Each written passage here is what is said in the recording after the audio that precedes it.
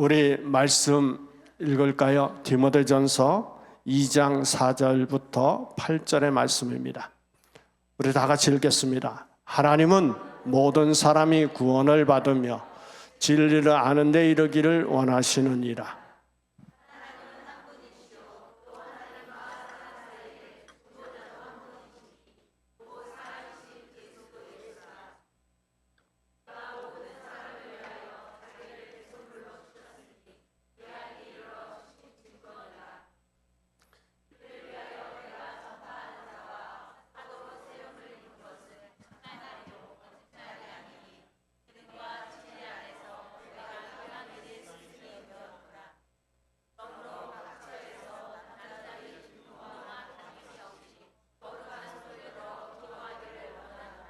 아멘.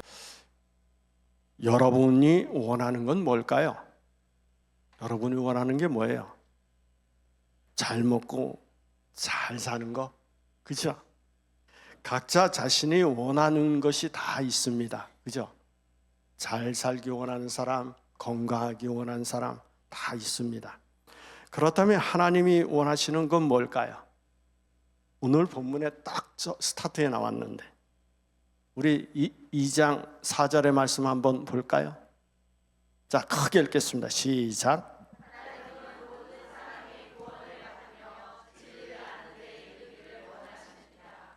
뭘까요? 두 가지예요, 그죠? 딱 두 가지가 있어요. 하나님이 원하시는 것은 모든 사람이 구원을 받는 것입니다. 또 하나는 진리를 아는 데 이르는 것입니다. 따라서 오늘 본문인 디모데전서 2장 4절부터 8절의 말씀은 그리스도인이 세상에 살아가면서 세상 사람들에게 베풀어야 할 두 가지 책임이 있다라고 이야기하는 것입니다. 그게 뭘까요? 하나는 전도를 해야 한다. 또 하나는 뭘까요? 진리를 가르쳐야 한다. 이 책임이 그리스도인들에게 있다라고 하는 것입니다. 어떤 사람이 이렇게 얘기합니다. 우리가 사랑만 하기도 시간이 모자라요. 그러니까 이 얘기는 원래 싸우지 말고 잘 살아라 하는 뜻이죠.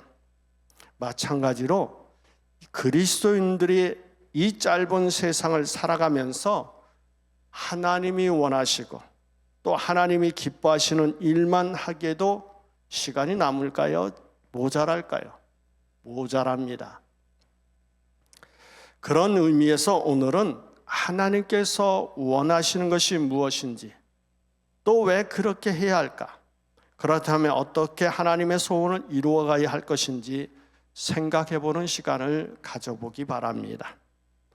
우리가 먼저 생각할 것은 하나님은 모든 사람이 구원을 받기 원하신다라고 하는 것입니다.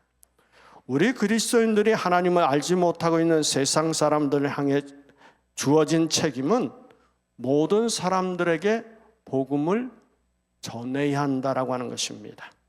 하나님께서는 인종과 상관없이, 빈부와 상관없이, 학벌과 상관없이, 인물과 상관없이 모든 사람이 구원을 받으며 모든 사람들이 진리를 아는 데 이르기를 원하시기 때문입니다.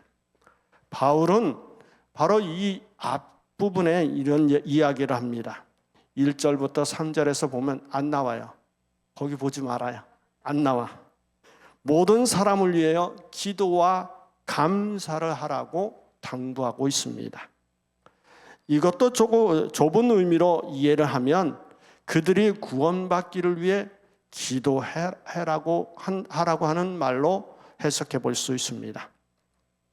만약 우리가 어떤 사람이 구원받기를 간절히 기도했다면 또한 그 사람에게 찾아가 복음을 전할 책임도 기도한 그 사람에게 있다라고 볼 수 있습니다.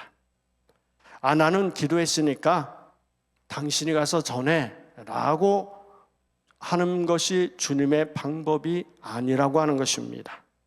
이런 면에서 생각할 때 전도와 기도는 서로 떨어질 수 없는 관계라고 볼 수 있습니다.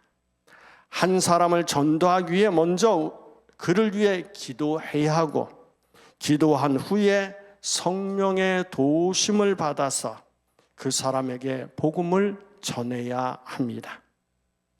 기도 없이 나가 사람의 생각대로 수단과 방법을 모두 동원하여 전도해 보아야 열매가 맺힐 수 없으며, 찾아가 복음을 전하지 않으면, 그 영혼의 구원을 위해 기도만 한다면 이 역시 그것도 외식하는 기도가 될 수도 있습니다. 어떻게 보면 중언부언의 기도가 될 수도 있습니다. 사도행전 1장 4절부터 5절에 보면 예수님께서 제자들에게 땅끝까지 복음을 전파될 비전을 보고 계시면서 제자들에게 당부한 말씀이 이것입니다. 우리 한번 읽어볼까요? 사도들이 함께 모이사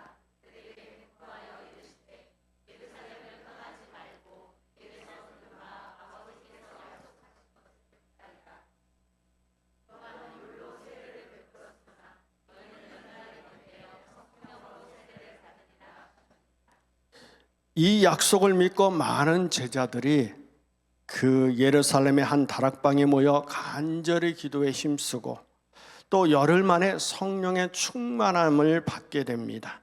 성령을 받은 이들이 성령의 권능으로 나가서 담대하게 복음을 전했습니다. 사람들의 마음 문이 열렸고 한꺼번에 수천 명이 예수를 믿는 역사가 나타났습니다. 이것을 보면 기도와 전도의 함수 관계를 볼 수가 있습니다. 하나님은 우리에게 전도 대상을 지정해 주지 않으셨습니다. 왜 그럴까요? 모든 사람을 위해 기도해야 하는 것처럼 또한 모든 사람들에게 복음을 전파해야 합니다. 물론 개인적으로 해서 한 사람 한 사람 해야 되는 것도 당연한 그것이 시작이고, 결과적으로 모든 사람들에게 복음이 전파되도록 해야 한다라고 하는 것입니다. 신학자들이 주장하는 교리나 이런 논쟁과 상관없이 우리는 언제나 복음을 전해야 합니다. 하나님이 구원받은 사람들을 미리 작정해 놓으셨을까라고 하는 의문과 교리적인 내용에 빠져서는 안 된다는 얘기입니다. 하나님께서 우리에게 주신 말씀은 그저 하나님은 모든 사람을 구원받기를 원하시고 진리를 아는 데 이르기를 원하신다라고 하는 것이 오늘의 내용입니다. 하나님은 아무도 멸망치 않고 다 회개에 이르기를 원하십니다. 그래서 이미 떴네요. 베드로전서 3장 9절의 말씀 우리 다 같이 읽어볼까요? 주의 약속은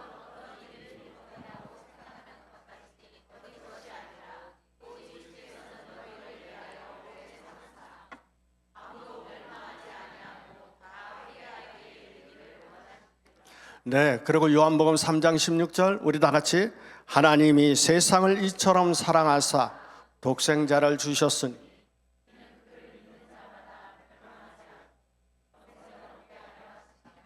여러분 다 믿으시죠? 여기에 누구는 제외 이런 말이 있습니까? 모두입니다. 아무도 멸망치 않고 영생을 얻도록 한다라고 하는 이 중요한 내용을 우리만의 것이 아니라 모든 사람들에게 전해야 한다라고 하는 것입니다. 그러므로 우리가 전도하지 않아도 구원받을 사람은 없고 또 전도해서 안 될 만큼 나쁜 사람도 없다라고 하는 것을 알아야 합니다. 설령 하나님께서 구원하시기로 예정한 사람도 우리가 하는 전도라는 미련하게 보이는 방법을 통해서 구원하시기를 기뻐하신다라고 하는 것을 고린도전서 1장 21절을 통해서 우리가 알 수 있습니다. 한번 읽어볼까요?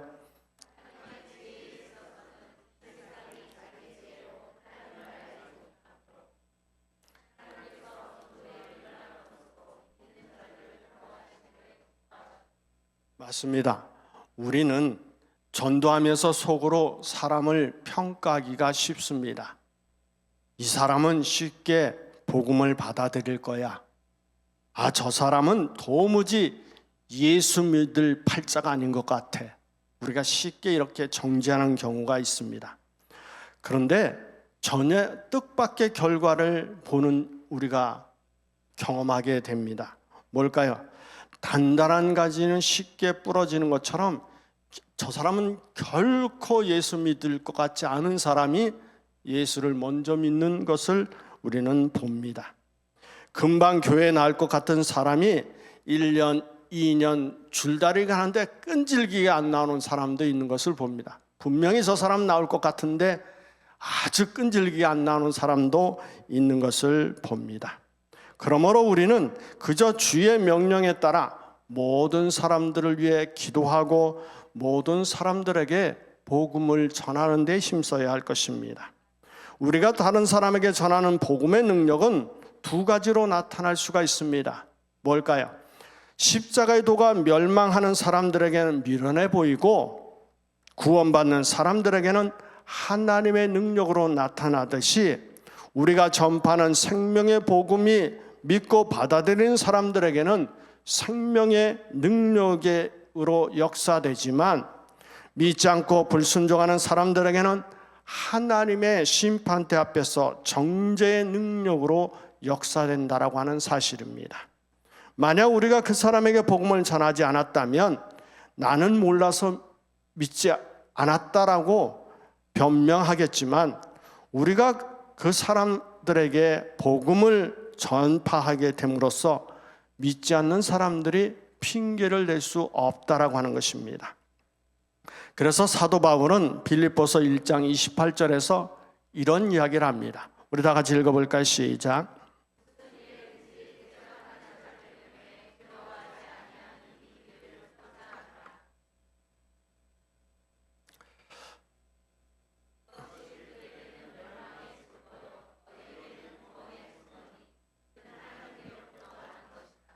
여기서 얘기합니다. 이것이 저희에게는 멸망의 증거이고 너희에게는 구원의 증거다라고 하고 있습니다. 그러므로 우리는 그들이 듣든지 안 듣든지 뭐로 해야 될까요? 복음을 전해야 한다라고 하는 결론입니다. 두 가지 중에 두 번째는 뭘까요? 하나님은 모든 사람들이 진리를 아는 데 이르기를 원하고 계신다라고 하는 것입니다. 그러므로 그리스도인에게 주어진 또 하나의 책임이 있다라고 하는 것입니다. 그것은 구원받은 사람들은 진리를 배우고 또 배운 사람들은 진리를 가르쳐야 하는 책임이 있다라고 하는 것입니다. 하나님은 모든 사람이 구원받기를 원하실 뿐만 아니라 모든 사람이 진리를 아는 데 이르기를 원하고 계십니다. 디모데후서 3장 15절부터 16절은 이런 말씀을 합니다. 우리 다 같이 읽어볼까요?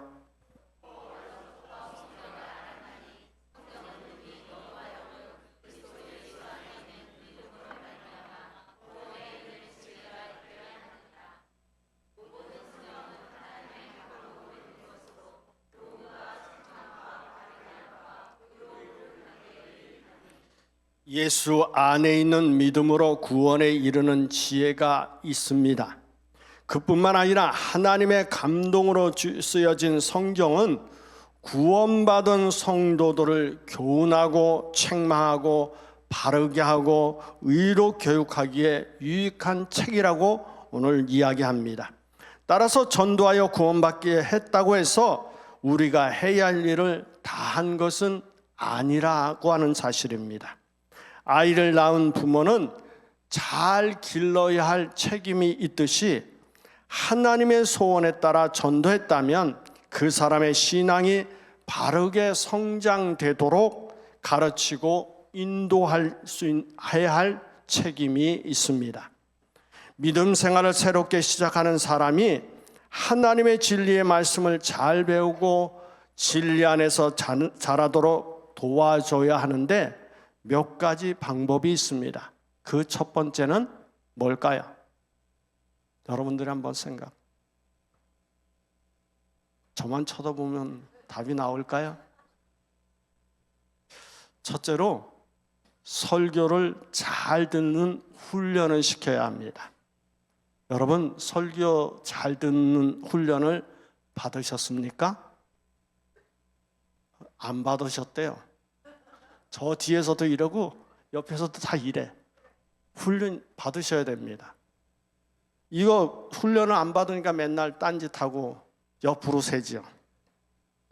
교회 나오는 첫날부터 뒷자리에 앉지 않고 요 앞자리에 앉아야 됩니다. 왜 그럴까요? 왜 그럴까요? 집중이 안 되잖아요. 저 뒤에 앉아 있으면 들어오는 사람 봐야지, 나가는 사람 봐야지.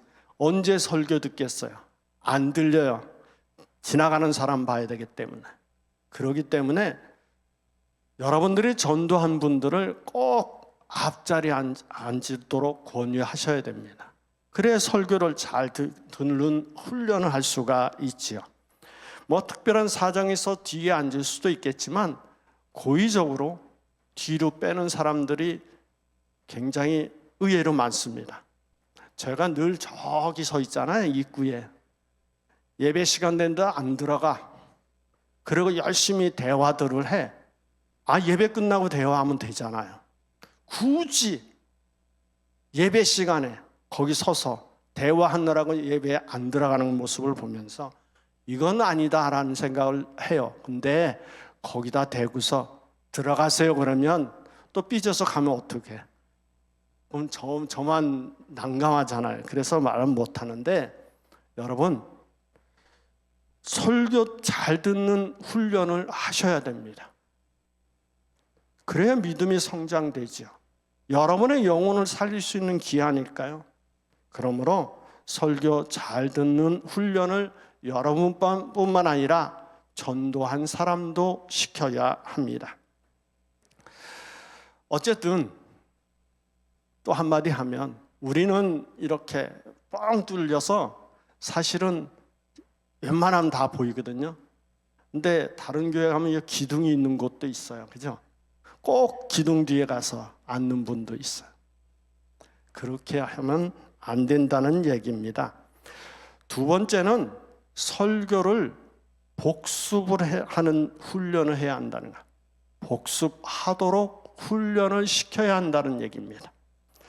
공부 잘하는 학생이 뭘 잘할까요? 복습을 잘합니다. 공부한 거 아주 바로 공부를 합니다. 물론 예습도 해야 되겠지만 복습이 먼저 돼야 한다라고 하는 것입니다.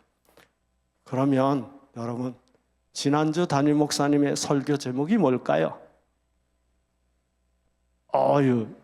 본문은 뭘까요? 본문을 알아야 내용을 알지. 제목은 아는데 본문은 모르겠다. 본문 얘기했더니 왜 예배가 나오고 그럴까? 출애굽기 31장이에요. 컨닝하지 마시고 출애굽기 31장 13절부터 17절의 말씀 맞을 겁니다. 어쨌든 간에 공부는 복습을 잘해야 합니다. 복습을 잘해야 공부를 잘할 수 있습니다. 우리의 신앙의 성적을 높이기 위해서도 반드시 복습이 필요합니다. 우리의 신앙 수준과 성적이 높지 않고 낮은 중요한 이유 중에 하나가 설교를 복습하여 잘 공부하지 않기 때문에 그렇습니다. 들은 말씀이 중요한 것이 아니라 그 말씀이 자신의 기억 속에 남아 있어야 하기 때문에 그렇습니다. 설교 들었는데 아무것도 남지 않으면 무슨 소용이 있어요? 자기에게 메시지로 들려야 되고 자기의 말씀이 돼야 능력이 되고 축복이 되고 은혜가 되는데 요렇게 듣고 요렇게 흘려버리면 아무 의미가 없다라고 하는 이야기입니다.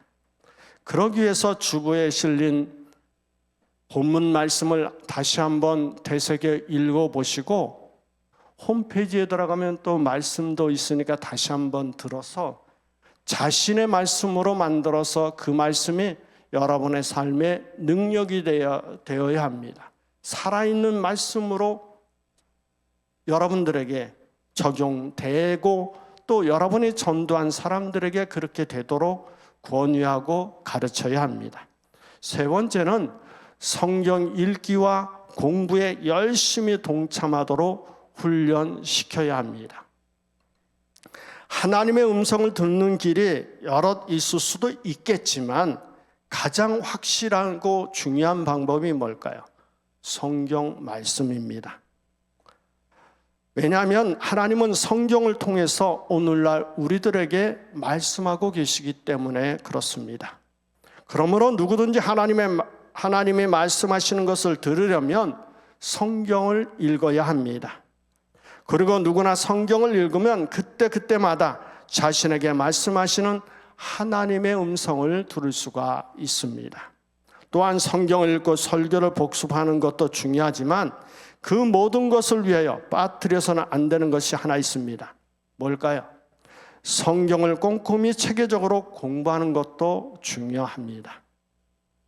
그렇지 않으면 성경 해석을 잘못해서 열심히 성경을 읽었지만 엉뚱한 길로 갈 수밖에 없는 일이 벌어지기 때문에 그렇습니다. 요즘에는 조금만 열심을 내면 얼마든지 성경을 공부할 수 있는 시대입니다. 정확하고 중요하게 잘 가르치는 곳을 찾으면 얼마든지 있는데 엉뚱한 데 가서 배워서 엉뚱한 데로 빠지는 경우가 많이 있습니다. 어쨌든 간에 우리가 성경을 읽고 또 그것을 쓰고 외우면서 신학적으로도 그 내용이 어떤 내용인지 한 번 정도는 돌아봐야 할 겁니다. 우리에게 중요한 것은 무슨 학적인 것을 중요시하게 여기진 않습니다. 그러나 기독교에서 말하는 신론은 뭘까? 기독교에서 말하는 구원은 뭘까? 기독교에서 말하는 기독론이라고 하는 것이 뭘까? 이 정도는 겉핥기라도 중요한 핵심은 아는 것이 중요합니다. 왜 그럴까요? 하나님에 대해서 모르면서 하나님을 믿는다고 하면 물어보면 갸뚱갸뚱할 수밖에 없는 일이 벌어질 수 있을 것입니다. 신론을 이야기할 때 하나님은 창조주 하나님이라고 분명히 성경은 말합니다. 그 하나님이 우리를 만드셨고 그 하나님을 통해서 우리가 하나님의 자녀가 될 수 있는데 거기에 기독론이 들어가서 바로 예수 그리스도가 어떤 분인지에 대한 이야기를 하고 있습니다. 예수는 어떤 분일까요? 가장 신론도 중요하지만 또 다른 것도 구원론도 중요하지만 핵심은 기독론이라고 볼 수가 있는데 여기서 중요한 사실이 있습니다. 예수 그리스도는 하나님이면서도 사람입니다. 그런데 어떤 학자들은 예수는 신적인 존재만 있고 인성은 없다라고 얘기하고 반대로 어떤 데는 인성은 있고 신은 없다라고 얘기합니다. 그러나 예수 그리스도는 참 사람이며 참 하나님이라고 하는 사실입니다. 이것이 바로 기독론에서 이야기하는 예수의 인성과 신론을 분리해서는 안 된다라고 하는 것을 가르쳐주고 있습니다. 또 구원이 뭘까요? 구원론은 뭘 이야기할까요? 바로 예수 그리스도를 내가 구세주로 믿음으로써 구원이 약속된다라고 하는 이야기를 하는 것입니다. 예수 그리스도가 인류를 위해 이 땅에 오셨습니다. 그렇죠? 그리고 인류의 죄를 위해서 십자가에서 피 흘려 돌아가셨습니다. 여기서 끝나면 될까요? 안 됩니다. 인류의 영원한 생명을 주시기 위해서 3일 만에 부활하셨습니다. 그리고 승천하셔서 이제 다시 오실 것입니다. 이 예수 그리스도를 믿어야 구원을 받는다라고 하는 것이 구원론이라고 하는 것입니다. 우리가 알아야 할 것은 하나님은 오직 한 분밖에 안 계십니다. 그렇죠? 그러면서도 삼위일체 하나님을 이야기합니다. 하나님 또한 하나님과 사람 사이의 중보도 한 분 예수 그리스도밖에 없습니다. 예수는 사람이면서 하나님, 하나님이시면서 사람이라고 하는 놀라운 사실이며 예수 그리스도께서 모든 사람을 위해 대신 죽으셨다라고 하는 것입니다. 예수 그리스도는 모든 사람을 위해 자기를 속전으로 주셨기 때문입니다. 그래서 우리는 이것을 진리다 이야기를 합니다. 그래서 이 진리를 가르쳐야 한다라고 하는 것입니다. 바울은 이 일을 위해서 복음 전파하는 것과 진리를 가르치는 위해서 세움을 받았다라고 오늘 본문은 이야기하고 있습니다. 바울뿐만일까요? 우리 한 사람 한 사람 모두가 복음의 증인이라고 하는 것을 잊어서는 안 됩니다. 모든 사람을 위해 기도하고 복음을 전파하며 진리의 말씀으로 가르쳐야 할 책임을 잊지 말아야 합니다. 그런데 이 복음을 전하고 말씀을 가르치는 것이 사람의 생각대로 쉽게 이루어지지 않는다라고 하는 것입니다. 기도 없이는 전도의 열매를 맺을 수 없습니다. 기도 없이는 성경을 배워도 이해가 되지 않고 기도 없이는 가르치려 해도 효과를 기대할 수가 없습니다. 여기에 기도의 필요성이 있는 것입니다. 오늘 본문 8절은 이렇게 얘기합니다. 우리 다 같이 읽어볼까요?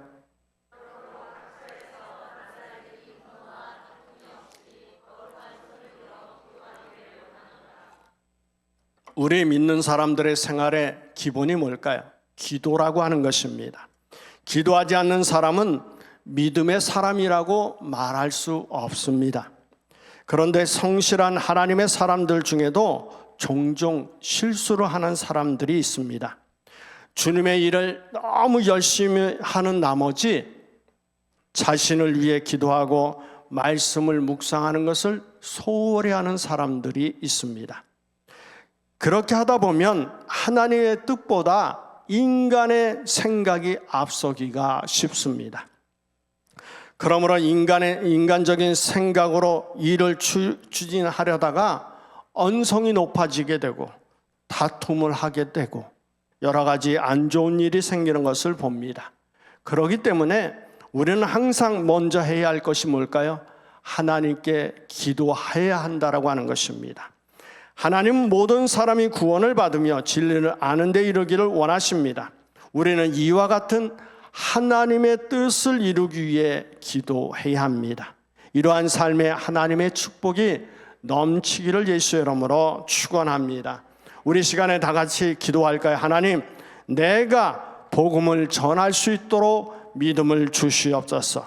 또한 내가 진리를 온전히 배운 대로 가르칠 수 있도록 인도하여 주시옵소서. 그래서 모든 사람이 구원을 받으며 진리를 아는 데 이르는 하나님의 뜻이 나를 통해 이루어지게 하여 주시옵소서. 우리 다 같이 기도하겠습니다.